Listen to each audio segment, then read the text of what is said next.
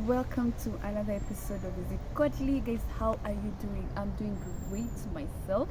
Welcome so much for the new subscribers, for the returning subscribers. Kama kawaida, you guys are such a blessing. So guys, today we have an interesting video. And guys, as you know, we're in a series of boundaries. So as per the title of the video is it friendship or emotional entanglement? And guys, let's talk about boundaries between close friends or the circle that you have. And actually, let's start by asking ourselves, are boundaries godly? Is it okay to actually put boundaries, or you should always be nice and say yes at any particular time when you're asked to do? So, let's ask ourselves, is it okay to have boundaries? And even before we get into it, what are boundaries? So I found out, guys, I'll read for you. Boundaries are limits that we put in place that ensure that we do not get into conflicts, or at the end of it get into heartaches.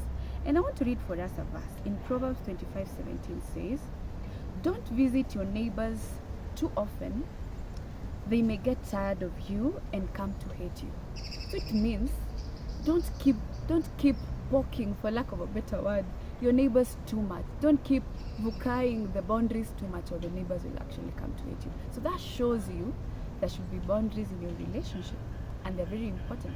And as you have said, these are limits that you put into place. You show the other person this is the far you can come, this is the place you cannot come, and they're very, very important. Guys, one thing I didn't know that was important, and now I have come to really embrace, is boundaries in my life. And guys, why should we put up boundaries in our relationship? The Bible says in Amos 3:3 that two cannot walk together unless they agree. We are different people. We tackle situations very differently. We do things differently. We're just different people. Guys, I'm so sorry for the wind, but don't worry, please keep focused. So we are very different people, and for us to work together, we have to agree. You have to tell the other person, I don't love, when you do this, I don't love when you say this. They have to be there. And one thing I'll tell you guys, be comfortable to have the uncomfortable communication with your friends. There are times you have to sit down and tell them, you know what?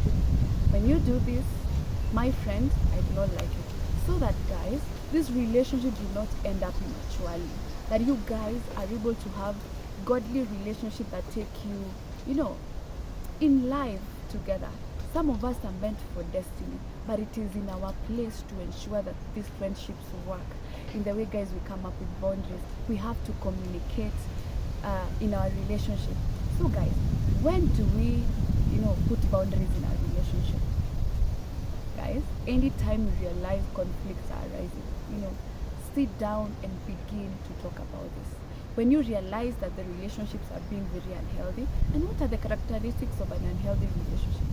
If this relationship is pulling you away from God, if this relationship is centered on a person, one person wants to say, you have to do this for me, you have to do this and that, you have to, treat me this way. And when a relationship begins to take the whole of you, that you're no longer yourself, when you have to be someone else for someone, guys, that relationship is unhealthy. And you have to come up, you have to sit down and begin to put in boundaries. And you're like, you know what? This is the far I can go. This is far you can come. And let me tell you guys, that will be a very healthy relationship. But I want to tell you, boundaries takes a journey with God. You have to go before God and tell him, God, this is how I feel. Sometimes when a relationship is very unhealthy, we can be very, very mentally drained and very overwhelmed, because you're like, the other relationship where you're being very vulnerable with someone, but they're not putting in the same measure of vulnerability to you. So you find that you're pouring out your heart so much, but the other person is limiting themselves.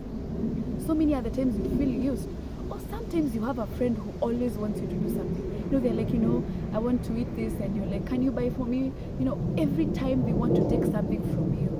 They might give you something else in return, but it is not all the time. And you feel tired. And because, as Christians, we are told you should be nice, you should not say no to your brethren, you should always do something to them. You begin to feel guilty because, we are given this notion, every time someone asks you to do something, you should do it. And when you say no, you're not being a good Christian. And guys, that's not the truth. If you're not capable of doing something, you're not capable of doing it. And the other person should not make you feel, guys, I'm so sorry. The other person should not make you feel that because you're not in a position to do something for them, you're actually a bad person. No, guys. Speak out. Communicate about the expectation you have. Boundaries enables us to actually clear out the expectation that we have towards each other. Because you find out that friends become so much together. I don't know how to put it. They relate in a way that it is no longer love. It's now becoming an emotional entanglement. There are friendships where even the person does not allow you to relate with other friends. You're a friend to them only. They are jealous when they see you with other friends. No. A healthy relationship is where you all allow other people to get into it. You still love each other even in the midst of other many people. That is what a healthy relationship is. And guys, let me tell you, one thing that I'm learning to do nowadays is boundaries. And I'm learning to be vocal. I'm learning to actually communicate and say, you know what? I will not be doing this because I'm not in a position to. I cannot do this. But at the same time, you have to remember, be flexible to change. There's this thing we always say, I am like this is how I am created, this is how I am wired, or this is how I was born. No, guys.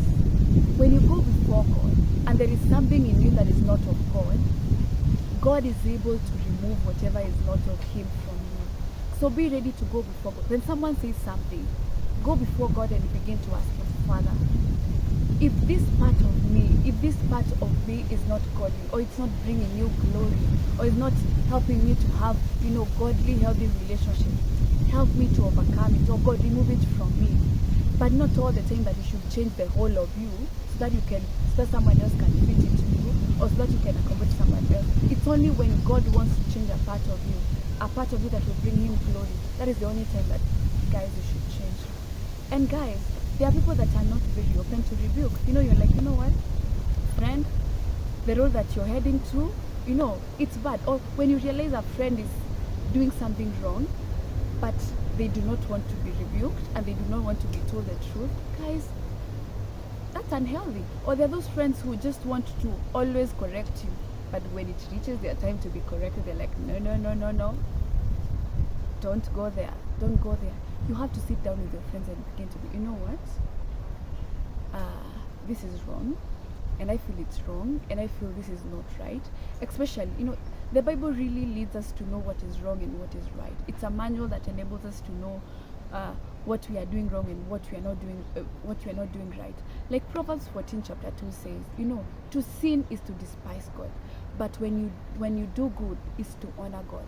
So if anything they are doing does not honor God, anything that you do that is sin, and they are not open to rebuke, guys, it's unhealthy. It should be a genuine, true relationship where you're free to rebuke each other, where you're free to encourage each other, where you're free to tell each other, what you're doing is wrong. It's not words of pampering each other. I was wrong, but you're not supposed to tell me like that. You're supposed to pamper me. No. True friendship should not be friendship that pamper each other. Should be friendship that push each other towards Christ. A friendship that draws you closer and closer and closer to God. So guys, if you've not come up with healthy boundaries in your relationship, it's the time to have that uncomfortable communication. Sit down and tell them, I don't love the way you have been doing this. We have to sit down and agree. This is how we are going to go together. Let's agree. This is how we'll be working together. Let's agree that this is what we will be doing together. And guys, by that, friendships become stronger. Friendships become godly. Sit down and have conversation that brings God glory. You're like, we can never have this conversation, and that's what you stand for. And the other person should respect that. Boundaries should be respected. Let the other person know this is a far you can come, and let them respect that. If you do not respect it, then I don't know. And guys, healthy relationship can only be when both of you have a relationship with God. We can never show love enough from the love that we have if we do not have the love that we have from Jesus Christ. Friendships that both of us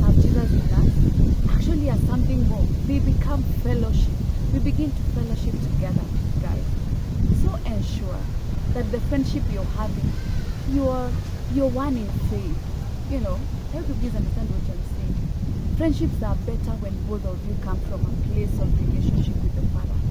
First be that both of you have a healthy relationship with the Father first, so that you guys, both of you, can have a healthy relationship with each other. It starts from a healthy relationship with the Father.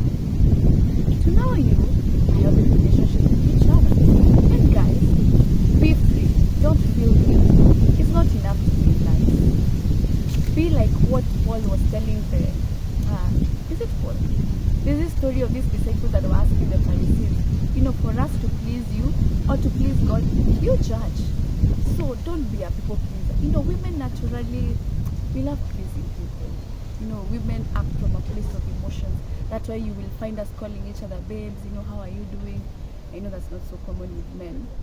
But women are very prone to have an emotional entanglement more than men. Guys, I will comment down below. I think I'm right. We find ladies and women are very prone to having emotional entanglement because they relate way closer. I don't know why. And then you find it's no longer a friendship. It's overwhelming you. It has now become an emotional entanglement where you feel like you're in this situation where you're not understanding what exactly is happening. In that case, sit down, guys. Talk, have the uncomfortable conversation. Talk about inputting now boundaries to be like, you know, I want to have a time for myself. And ensure, guys, that you have a time for yourself. Ensure that you're not always together with your friends 24/7, that you do not have a place to create your own relationship with God and a place for your own self. So guys, I hope you enjoyed this video. Please go ahead and comment down below. Share the video, you know, like the video.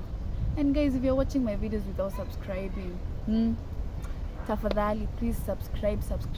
We're in a journey to 100 subscribers. Please subscribe, share the video. I hope you guys enjoy the video. See you in my next video. Bye bye.